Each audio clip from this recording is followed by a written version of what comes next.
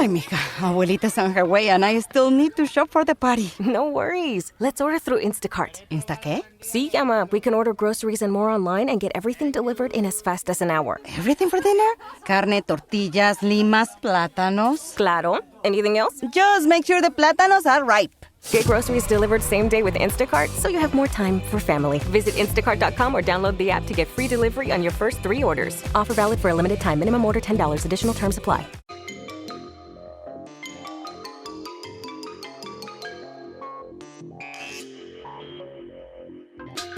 Percolate on a particular mix of odd and inspiring news headlines in Wendy's Coffee House. Newsmakers with a penchant for the unknown, unexplained, and unusual share their experiences with UFOs, ghost encounters, near-death experiences, and more for your own unique blend of Wendy's Coffee House Curious. And now, here's Wendy. So maybe you've never had a UFO encounter, a sighting, but most likely you've heard about that and maybe even know somebody who has. And you could even know an experiencer, somebody who's been abducted, maybe not. They don't always talk about it. But I wanted to get into that topic today because I've got kind of a broad spectrum here with all of the things that are happening now with our military saying, yeah, it's legit. Not necessarily going into details, and still the possibility of, yes, it's a UFO, ours, theirs, somebody else's. Yeah, that's a little bit, I think, vague for a reason, because they would like to keep it vague. Yes, we may have something like that in our arsenal. And yet the military pilots who've seen it say, yeah, right. Okay, so that part of it, and obviously this has been going on for years, if not centuries, with the UFO sightings. I wanted to also talk to somebody who is a channel, Patrick Haan. I've talked to him before, and the book he has, The Alien Handbook Guide to Extraterrestrials. We're going to talk to him in just a moment. But I can tie some headlines into that might make a little sense and give you the ability to do your own due diligence in looking this stuff up. One of the astronauts, Edgar Mitchell, he had such a profound experience seeing our planet from space that he developed the Institute of Noetic Sciences, and there is a program or product in development, if not already out, that will give anybody who has an internet connection the ability to experience that overview effect. That's what they say. So you can check out the IONS website for that, IONS, and find out more on that. I also put a link, Wendy's Coffee House, so you can do a little bit of reading on that. The other thing I've been reading about, the Journal of, and it's Abduction Encounter Research, where they're trying to decide whether this is ongoing or if it's ceased, and the consensus seems to be that it happens in waves for alien abduction encounters, that kind of stuff. Maybe.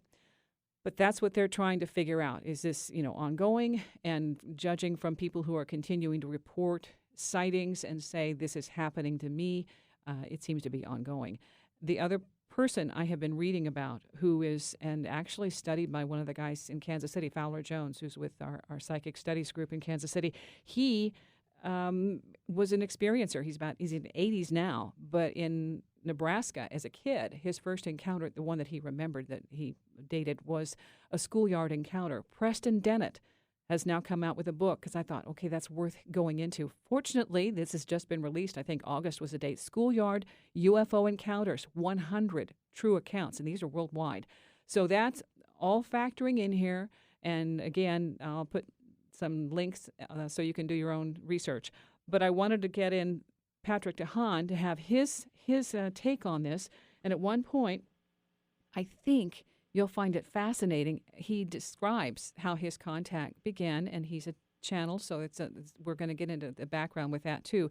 But the Alien Handbook, A Guide to Extraterrestrials, is a good place to start. So Patrick Haan, thank you for doing what you're doing and making this a lot more, I guess, fluid for those of us in the mainstream who are trying to figure out how to describe details without writing big dictionaries. So you're doing the work for us. Thank you. You're welcome. It doesn't seem like work. Well, okay. Let's go into your background, because that's why it doesn't seem like work. As a kid, you were telepathic. You already were getting information. You just assumed that's what everybody did. Correct. And it took many decades before I realized that the way I got information wasn't typical. But I don't know why I came to that realization. I can look back on many experiences I had when I would receive information and then I would just repeat it, and I would very often get puzzled reactions. Not all the time, but often enough. And looking back at the totality of it now, I can understand why it was confusing to some other people who seemed very perplexed that I was able to know things that they didn't know or that they had learned over, in some cases, dozens of years of work and toil, and I was able to figure out the conclusion very quickly. Well, I wasn't figuring it out. The information was coming to me. I assumed many people received information that way. One way it is sometimes described is voices in your head, but that's not true. I don't hear voices in my head. Yeah. It comes much faster than a voice. I hear voices of humans. The information that comes in telepathically is much quicker, and it's more clear, much more clear than information which typically comes from human beings. I thought it was normal. I found out maybe not. It gave you an added edge, especially when you're in school and you're coming up with the answers that technically you're not supposed to have.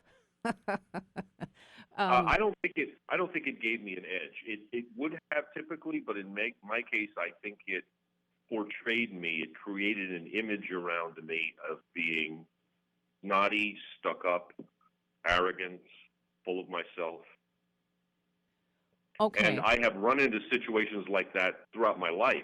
I was going to where say, I offered up incoming information and got that reaction. You said the jobs were kind of tough with that. And that's one thing you were able to do. You excelled in work. However, it wasn't without a few hard knocks. Oh, absolutely. One of the things I discovered, certainly in American business and probably worldwide, is that despite what will be told to anyone that pays attention and is widely believed, profitable results are not priority number one. The objective of any business organization is to suck up to the egos and the hierarchy. Yes. Maintain status quo. Correct. And then make a profit. But they will get rid of somebody who produces a profit who isn't fitting in with the hierarchy and sucking up to the egos of the people on top. It's like the little kid who says the emperor has no clothes. That's the first kid that goes. Correct. Yeah, it's like, whoops, that's reality. We're not looking at that. One large organizational exception that exists in many parts of the world would be a successful armed force, certainly the armed forces of the United States, which have, because of their ability to succeed, figured this out and turned it around and provide incentives for somebody lower in the hierarchy to pass information up to the top. Yeah. But that's the exception. In business organizations, in many social organizations, fitting in with the preferences, the hierarchy, and the ego, the status quo is the priority. Now, getting into this alien handbook, of course, because this is going to make waves, and this is going against the status quo that says aliens are something to laugh and joke about every time you see something on, one of the main networks. Ha ha, chuckle, chuckle, giggle. That you're going against the grain by saying, okay, folks, let's just get over that. And here's what I can tell you about where they are. Is that right? With the book, The Alien Handbook, A Guide to Extraterrestrials. Correct. Alien extraterrestrials, physical beings who come to visit Earth from planets revolving around, orbiting other stars in our part of the galaxy and all over the galaxy, have been occurring since mankind exists on Earth. It's happening now. It's been happening regularly. And there are many people in many governments, especially the United States and the United Kingdom, but others also, who know all this and have detailed, extensive information, evidence, artifacts, items, and what have you, all related to this, almost the entirety of it concealed. Okay. Recently, our government admitted, yes, that the little videos that were accidentally released, that is legit. They are UFOs. The military is dealing with a problem. Okay, there are different ways to go with that, whether they're just not wanting to disclose it or disclose it because of its something that they think that we have manufactured or somebody else has manufactured, or because they want people to start talking about it because it's finally gotten out of hand and it's beyond what they can control. And so they were, there's another agenda with putting this out there and allowing it to be stated as, yes, these are UFOs. What's your take on that? It's gotten out of hand. In other words, it can no longer be controlled by the powers that be in the armed forces and in the government. That's the only reason. If that were not occurring, in other words, if the appearances were not spilling over into the public domain, they would not be talking about it. Okay. We're going to take a break. I want to come back and get into the book, The Alien Handbook Guide to Extraterrestrials, and how you were able to affirm and confirm that your information is legit, relevant, and it relates to what's going on the planet with us humans today. Wendy's Coffee House, KCMO Talk Radio. My guest is Patrick Haan.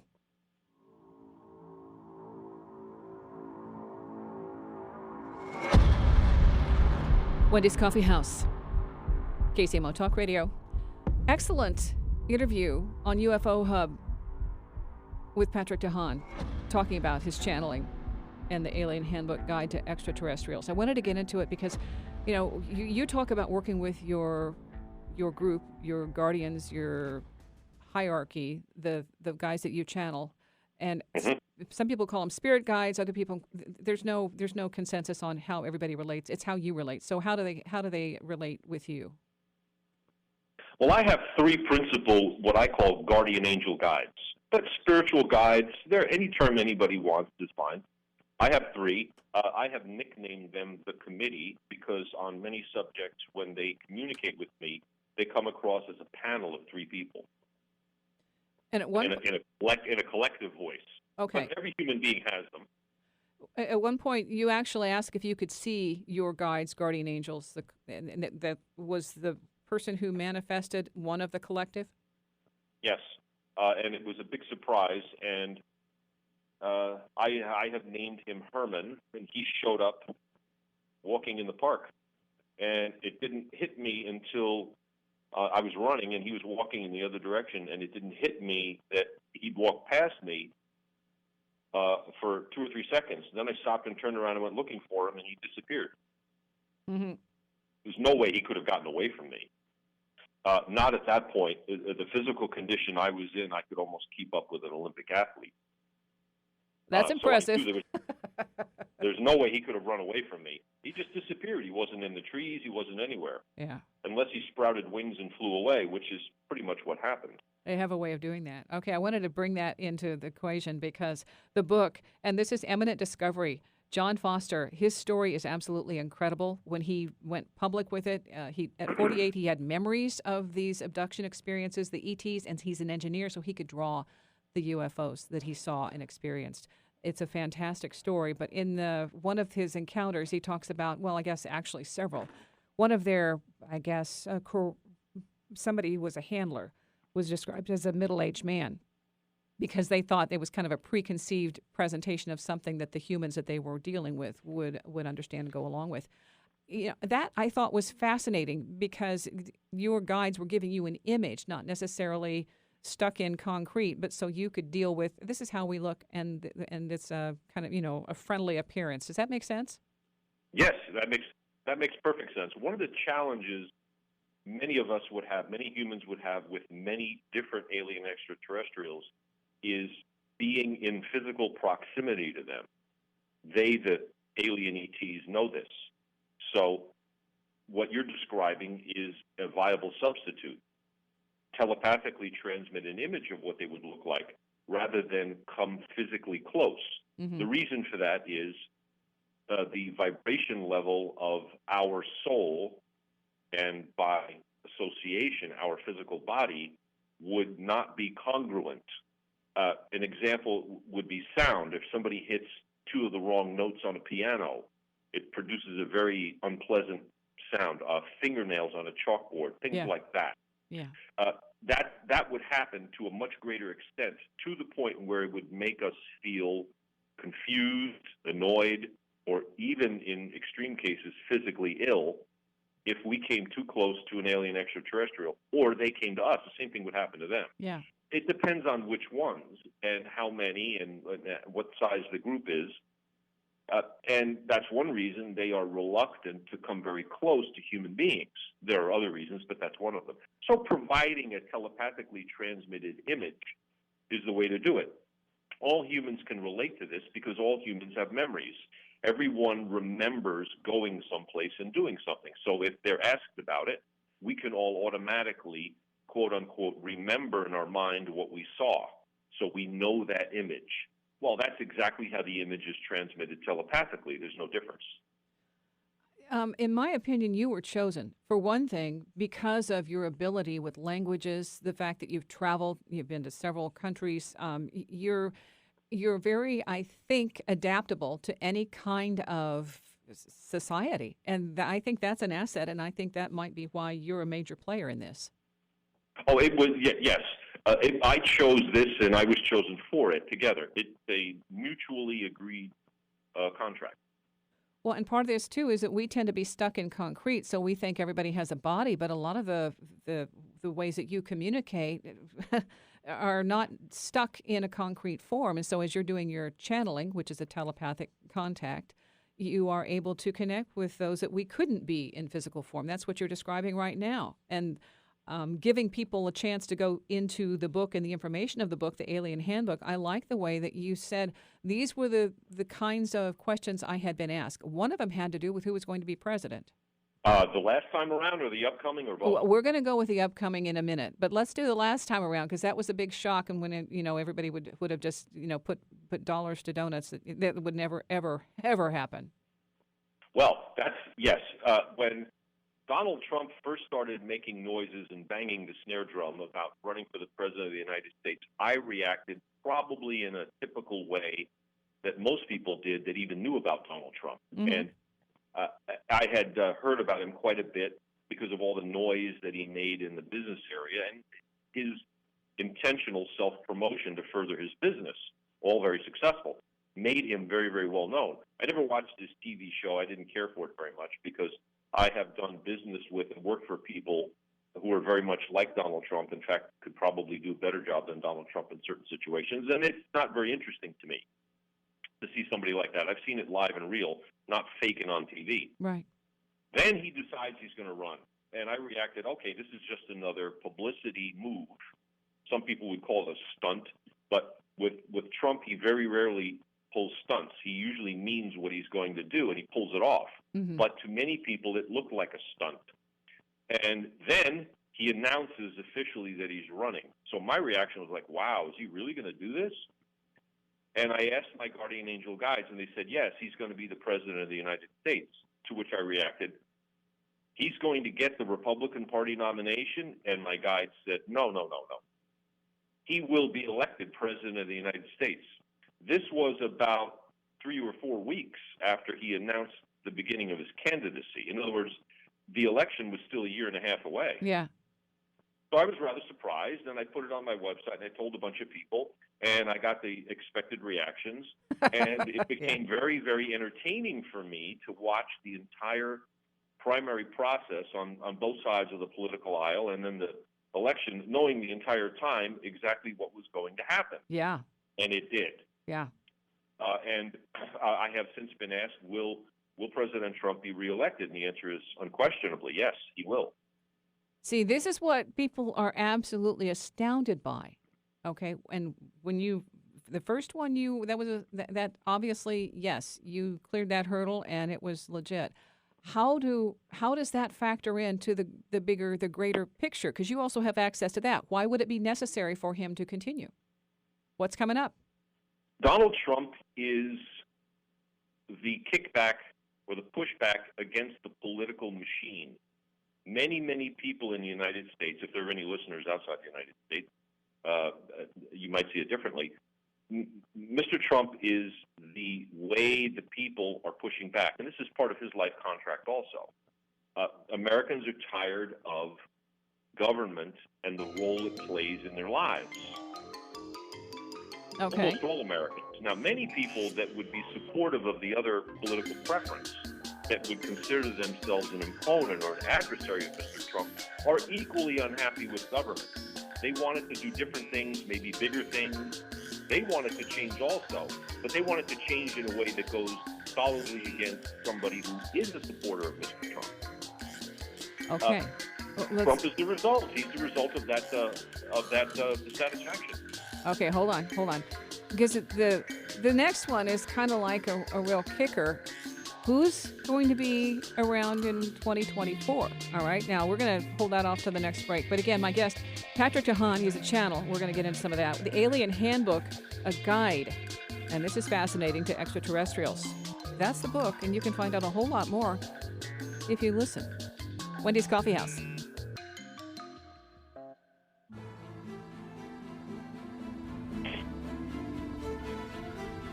Wendy's Coffee House, KCMO Talk Radio.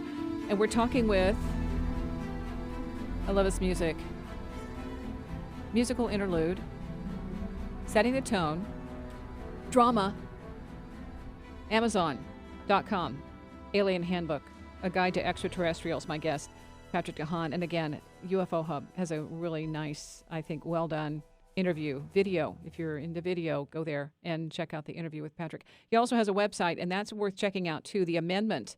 And basically what happens is people ask questions of your committee, the Ascended Masters.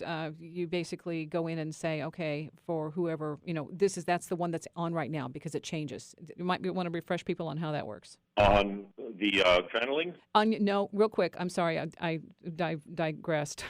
over to your webpage, theamendment.net. Oh, that's simply a website that I have run for, good 7 years now, where I post all sorts of channeling about various topics. Sometimes I come up with the idea or the question. Very often readers of the website do it.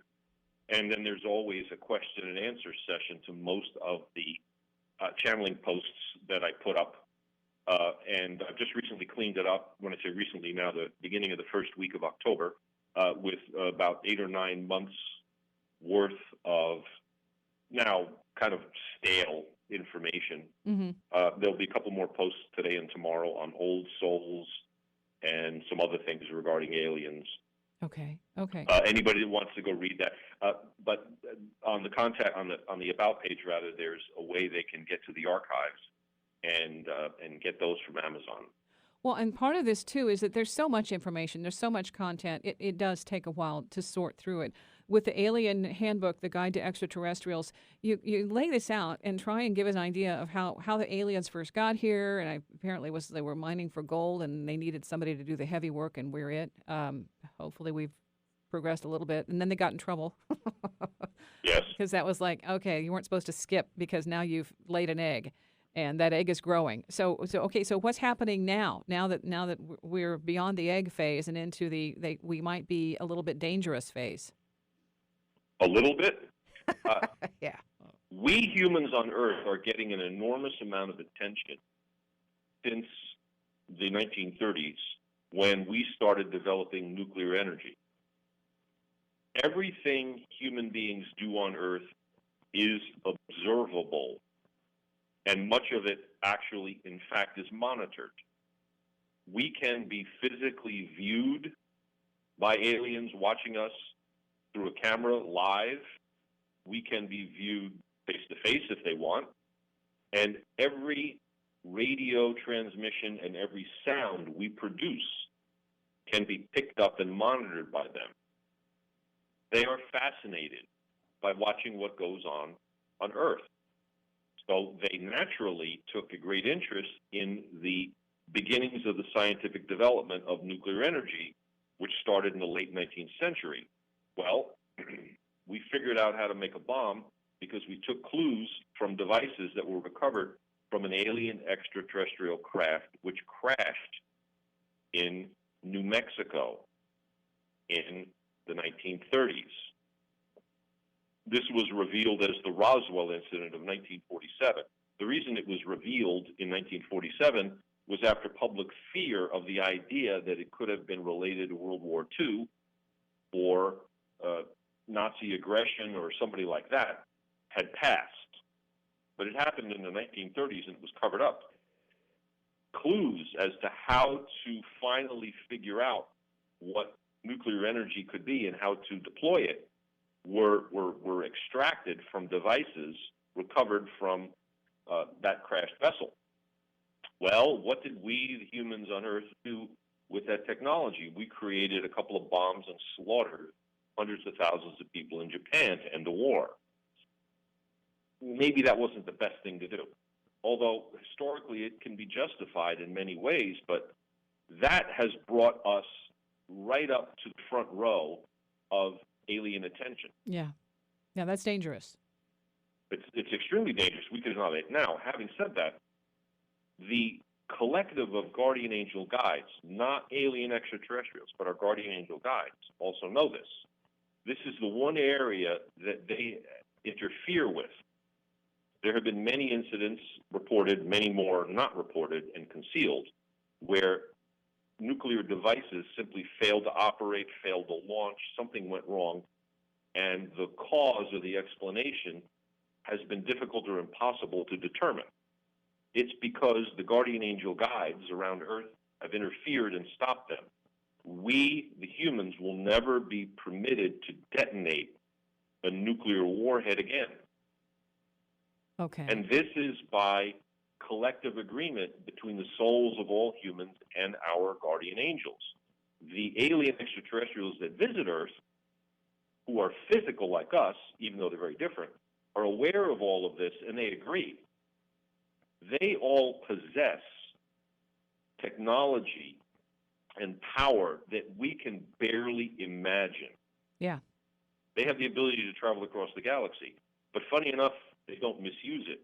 And this brings us to the bigger point. And one of the reasons we're getting so much attention, and one of the reasons the aliens are so cautious and careful about what they show and what they say, what will human reaction be? There is a large contingent of humanity who would see technologies the aliens could show us and in almost immediately insist on using that technology to gain business, political, or military advantage over an adversary. Yeah, weaponized usually is the first thing they go to. Well, that's not the first thing. You've heard the expression, the road to hell is paved with good intentions. Oh, well, okay. Yeah. They would justify what they're doing. Oh, it's going to be good for this, good for this, good for this, good for this. It's going to be good for that country if we put missile batteries over there. And that argument will be made at length. But will it end up being good? Well, history has shown us that as often as not, it's not good. Well, that's one of the reasons we don't get these sorts of things. The collective reaction of mankind to widespread across-the-board appearance of physical alien extraterrestrial visitors would be negative.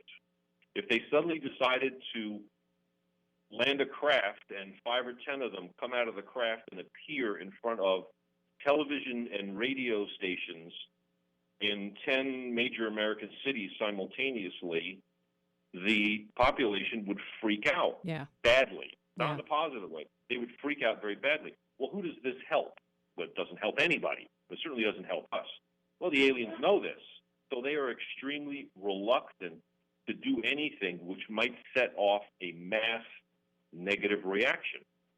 As a result, we are being brought up to speed, so to speak, in a very slow, gradual way to try and get us accustomed. One example on the other end of the spectrum would be the recent threat anyway, or exercise, where a whole bunch of fans of the entire subject were all going to converge on an Air Force base in Nevada. Storm Area 51, let's go. Yes. Yeah, exactly. And so that's a more benevolent example of the population gently prodding the powers that be. We, the people in the United States and around the world for that matter, can have all of this information about governments and alien extraterrestrials revealed pretty quickly, and or simultaneously in a coordinated way or in a parallel separate way if we would like. We can also have the aliens show up. We simply have to collectively ask them to come show up. Ooh, okay, simply hold by on. asking them. Hold on. We got to take a break. Again, my guest, Patrick Haan, The Alien Handbook, A Guide to ETs, Extraterrestrials. That, and we also have a little tease of who might be the next 2024 election winner. Wendy's Coffee House, KCMO Talk Radio.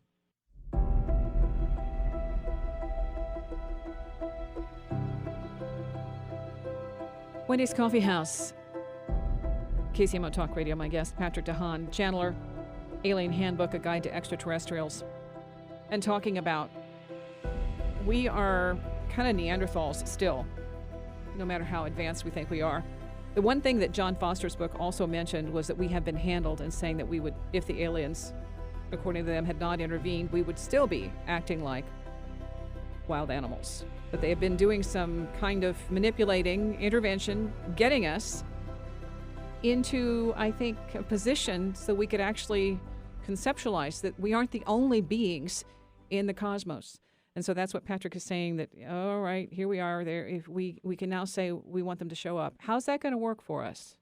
Well, that's true to say that if aliens had not made contact with us, we'd be a little bit less advanced in some ways. That's true. But this has largely disappeared. The records of interactions with and contact with alien extraterrestrials have largely been lost. We don't have it written down in books and in other records that we would accept as true. But we were created by alien extraterrestrials. Human beings are not a natural species to Earth. The whole story of Adam and Eve, and Eve was created by taking a little bit of the rib from Adam, that's just an allegory. That refers to the DNA splicing and the creation of the beings that we were initially. We have found the remains of them. We call them Neanderthal or Cro-Magnon. Mm-hmm. But we are not descended from an evolution which preceded us, that included, for example, chimpanzees or apes or anything like that. Yeah. We were created from DNA between aliens and some animals on Earth. Fast forward now to the year 2019. We are now coming to a critical point in our development where we have limited space travel. We have awareness. We can now look out into the cosmos with radio telescopes and other devices and pick up on what's going on. And the aliens are now coming and letting us know very slowly and very gently that they're here, they're around, and they're watching, and they leave telltale signs and graffiti all the time. For example, crop circles. Mm-hmm.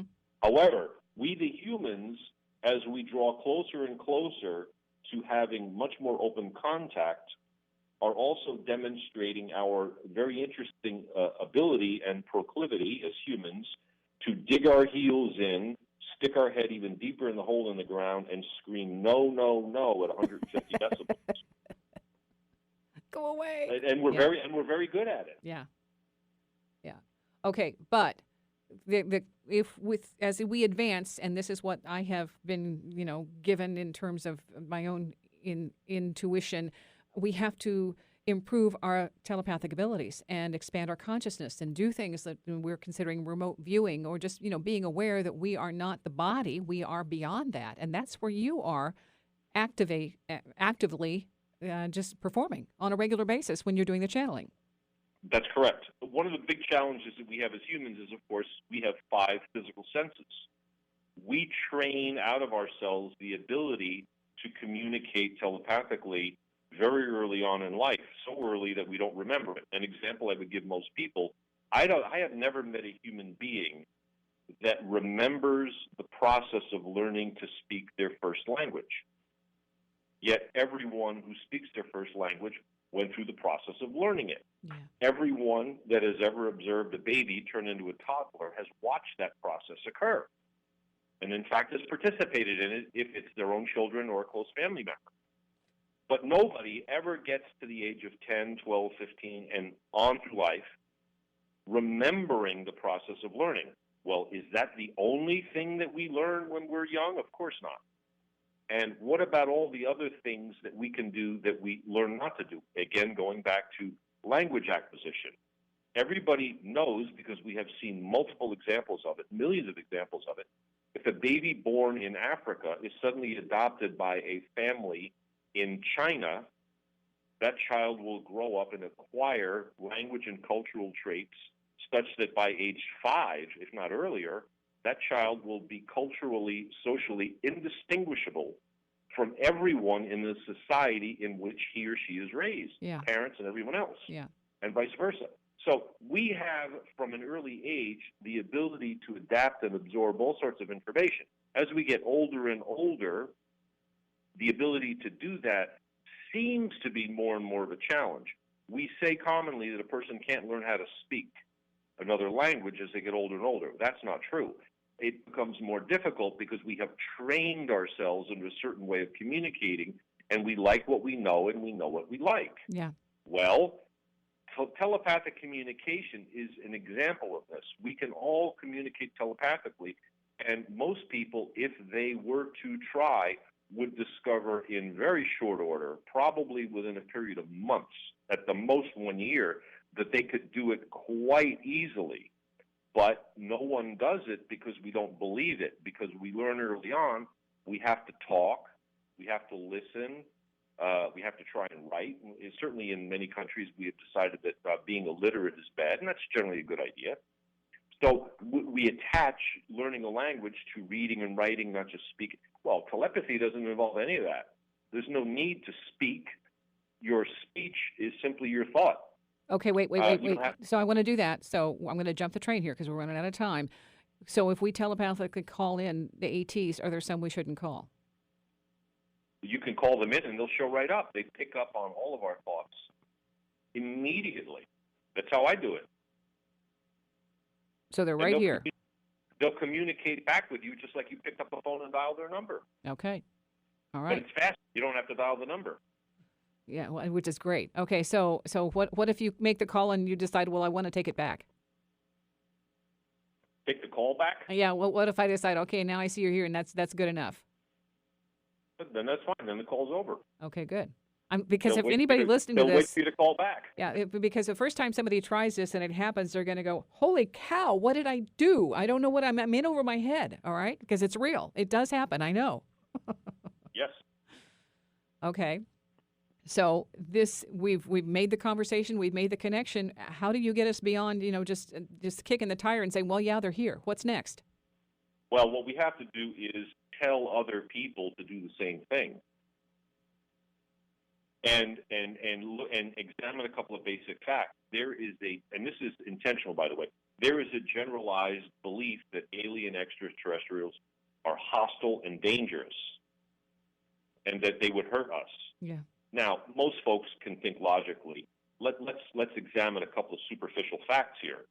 If we are willing to admit that there is a civilization of physical beings with technology that permits them to travel 70 or 80 light years or more across the galaxy to visit Earth, how would we defend ourselves against them if they actually wanted to come to Earth and cause harm? Yeah, duh.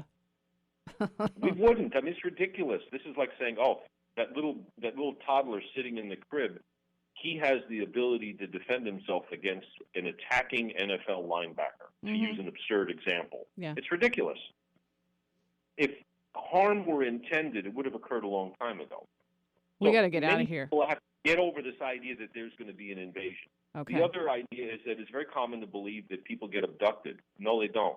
Many people make soul agreements to visit with alien extraterrestrials, but they don't remember it on purpose because the objective is that their life course not be disturbed. The people that they're married to, they're related to, that they're friends with, where they work, etc., are not supposed to be changed and disturbed. So they Okay. will visit with the aliens and remember it, but they'll perceive it as hostile, that I was kidnapped, that I was abducted. Okay. What's We got to bad get ever out of happened? here. We got to get out of here. But I got to say, 2024. Who? 2024 election. Oh, we're going to have a female Democrat president. Okay. That's going to upset the apple cart for a lot of people. Hey, Patrick Haan, thank you. Thank you. We got to get out of here. I appreciate your information.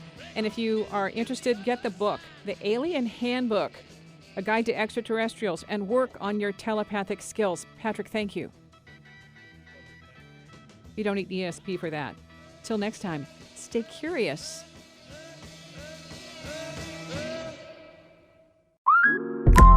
Instacart shoppers know groceries. They know that you can't make guacamole with rock-hard avocados. They know how to quickly find those peanut butter pretzels you can never find. And they keep you in the know by giving you updates about your order along the way. Let Instacart shoppers help take shopping off your plate so you can get time and energy back for what really matters. Visit instacart.com or download the app to get free delivery on your first 3 orders. Offer valid for a limited time. Minimum order $10. Additional terms apply. Instacart. Add life to cart. Shopify helps you sell at every stage of your business. Like that, let's put it online and see what happens stage. And the site is live. That we opened a store and need a fast checkout stage. Thanks. You're all set. That count it up and ship it around the globe stage. This one's going to Thailand. And that, wait, did we just hit 1 million orders stage?